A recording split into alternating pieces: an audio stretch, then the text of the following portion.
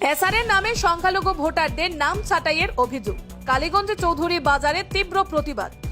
এসআরের নামে পরিকল্পিতভাবে সংখ্যালঘু ভোটারদের নাম ভোটার তালিকা থেকে কাটা হচ্ছে। এই গুরুতর অভিযোগকে কেন্দ্র করে চরম আতঙ্ক ও ক্ষোভে ফেটে পড়েছেন কালীগঞ্জের শ্রীমন্ত কানিশাইল ও বাসাইল শিবের চোখ জিপির মানুষ। গত রাতে চৌধুরী বাজারে দুই জিপির কয়েক শতাধিক জনসাধারণকে নিয়ে অনুষ্ঠিত হয় এক প্রতিবাদী সভা।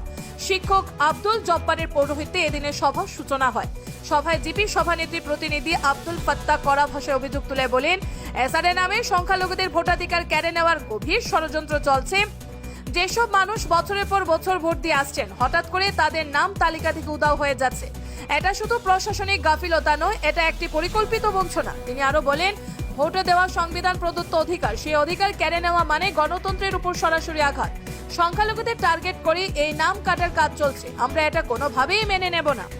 পাশাপাশি তিনি আরো বলেন, আমার জিপির 3 ব্যক্তি কয়েক শতাধিক ভোটারের ভোট ডিলিট করার অভিযোগ এসেছে, কিন্তু তারা এ বিষয়ে কিছুই জানে না। এতে আবেদনপত্রের স্বাক্ষর তাদের নয়।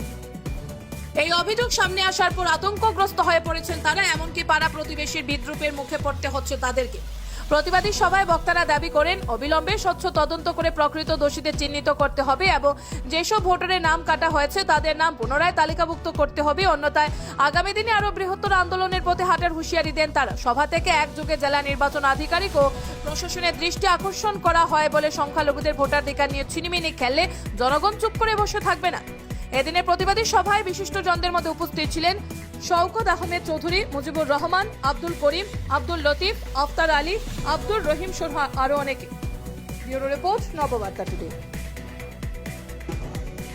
হাড়িকুড়ি সেন্টার, শ্রীমন্ত কানিশাইল জিপি হাড়িকুড়ি সেন্টারে হয়েছে একটি ঘটনা। মনসাঙ্গনেও হয়েছে, আমার আরোটি ভিলেজ আছে, মনসাঙ্গনে হয়েছে আরোটি সেন্টারে। আমার চৌধুরীবাজার সেন্টার যেটা সুমনা ম্যাডাম আছে, এটা নিশ্চয়ই আপনারা অবগত আছেন, সেটাতে হয়েছে। আমার 194 শেখি কানিশাইল সেন্টারে 10 নম্বর শেখি কানিশাইল এলপি স্কুল, সেটাতেও হয়েছে। আমার পাশাপাশি আরেকটি জিপি নিয়ারেস্ট আমাদের, সেখানে শিবের চেক বলে একটি সেন্টার আছে, সেই সেন্টারে হয়েছে।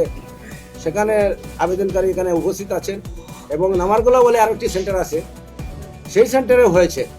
এই সমস্ত অঞ্চলের মানুষ আমরা একবদ্ধ হয়ে করছি। আমরা 2টি জিপির মানুষ।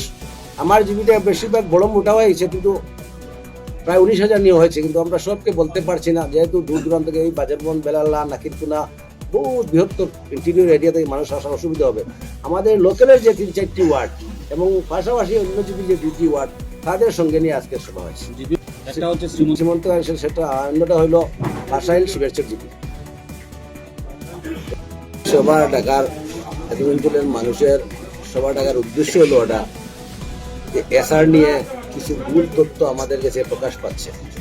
বিভিন্ন এরিয়াতে সরকার বিএলও নিয়োজিত করেছে, কিন্তু ওদের মাধ্যমে ভোট আমরা যতটুকু জানি সঠিকভাবে উঠানো হয়েছে। তো কী কারণে এখন খবর পাচ্ছি যে প্রত্যেকটি সেন্টারের 21 থেকে 70টি, 80টি, 100টি কোনো একজন মানুষের নামে আবেদন করে আমাদের ভোটটা কর্তন করা হচ্ছে। তাই আমার জানা মতো যারা আবেদনকারী আমরা খবর নিয়ে পেয়েছি, তারা আমাদের সম্মুখে উপস্থিত আছে, আপনাদের ক্যামেরার সামনে উপস্থিত আছে। প্রয়োজন হলে আপনারা ওনার বক্তব্য নিতে পারবেন বা তারা সরাসরি জিজ্ঞাসা করতে পারবেন। তাই এরা অ্যাপ্লিকেন্ট হয়েছে, কিন্তু এরা জানে না আজ পর্যন্ত। কমপ্লেনকারী যিনি বুট কাটার জন্য কোনো সেন্টারে 70টি, 80টি, সেই কমপ্লেনার তিনি নিজেও জানেন না যে আমি যে 70টা 80টা বুট কেটে দিচ্ছি অন্য মানুষের। তাই আমাদের উদ্দেশ্য হইল এই সাধারণ মানুষ নিয়ে রাজনীতি না করার জন্য আমি ভারতের নির্বাচন কমিশনার থেকে শুরু করে আসামের নির্বাচন কমিশন এবং আমাদের জেলাধিপতির কাছে অনুরোধ রাখছি, যাতে আমাদের সাধারণ জনগণকে নিয়ে ভোটের রাজনীতি না করার জন্য। আমরা যেহেতু এখানে দীর্ঘদিন থেকে, স্বাধীনতার আগ থেকে আমরা বসবাস করে আসছি এবং আজ পর্যন্ত আমাদের ভোটার লিস্টের সঠিক নাম ছিল, যেটা ড্রাফট লিস্ট আউট হয়েছিল সরকারের, সেটা পর্যন্ত আমাদের নাম সঠিক ছিল। কিন্তু এখন আমরা বিএলওর মাধ্যমে বিভিন্ন সোর্সে আমরা জানতে পারছি যে আমাদের নামগুলো কাটা হচ্ছে। তাই এই নাম না কাটার জন্য আমরা সরকারের কাছে বিনম্র অনুরোধ করছি, বা যারা আবেদনকারী নাম কাটাচ্ছে তাদেরকেও আমরা কিছু মানুষকে আমাদের সম্মুখে তুলে ধরছি, ওরাও জানে না। এবং আমি আজকে একজন আবেদনকারীর নাম পেয়েছি, একটি সেন্টারে ভোট গেছেন, উনি বেঙ্গালুরু থাকেন। ওখান থেকে আপনারাও ফোন করতে পারবেন উনি বেঙ্গালুরু নিজে থাকেন, কিন্তু জানেনও না যে এখানে 180টি 70টি বুট উনি কেটে ফেলেছেন। ওনার জানা নেই, উনি জোরাগুজি করার পরে যেটা করা লাগে আমি করব, আশা প্রয়োজন 8 মাস। এই উদ্দেশ্যটা আমাদের আপনাদেরকে দেখানোর উদ্দেশ্য হইল এত অঞ্চলের মানুষের তরফ থেকে যে আমাদের সাধারণ মানুষের বুটটা নিয়ে কোনো ছিনিমিনি না করার জন্য প্রয়োজন হলে আমরা বৃহত্তর আন্দোলনের পথে যাব। এবং বিশেষ করে যারা বিএলও আছে তাদেরকে আমি সতর্ক করছি, যদি কোনো কারোর চাপে মাথা নত করে করতে হয় তার চাকরির জন্য, সেটা অঞ্চলের মানুষ বরদাস্ত করবে না। ওনার উপরে যে ব্যবস্থা নেবে এরিয়া থেকে মানুষ নেবে।